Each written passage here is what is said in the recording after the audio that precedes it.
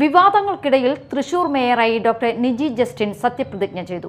സത്യപ്രതിജ്ഞ ചെയ്ത നിജി ജസ്റ്റിനെ കോൺഗ്രസ് നേതാക്കൾ ഷാൾ അണിയിച്ചും തലയിൽ കിരീടം ചൂടിയുമാണ് സ്വീകരിച്ചത്. സത്യപ്രതിജ്ഞയ്ക്ക് ശേഷം നിജി ജസ്റ്റിനെ മേയർ കോട്ടണിയിച്ചു. 35 വോട്ടുകൾക്കാണ് നിജി ജസ്റ്റിൻ വിജയിച്ചത്. രാവിലെ മുതൽ തുടങ്ങിയ രാഷ്ട്രീയ നീക്കങ്ങൾക്കൊടുവിലാണ് നിജി ജസ്റ്റിൻ മേയറായി സത്യപ്രതിജ്ഞ ചെയ്തത്. 3 പേരുകളാണ് കോൺഗ്രസ് ഈ സ്ഥാനത്തേക്ക് ചർച്ച ചെയ്തിരുന്നത്. ലാലി ജെയിംസ്, നിജി ജസ്റ്റിൻ, സൂബി ബാബു എന്നിവരുടേതായിരുന്നു പേരുകൾ. ലാലി ജെയിംസ് മേയറാവുമെന്ന സൂചനയുണ്ടായിരുന്നെങ്കിലും അപ്രതീക്ഷിതമായാണ് നിജി ജസ്റ്റിനെ മേയറായി DCC പ്രസിഡന്റ് തീരുമാനിച്ചത്.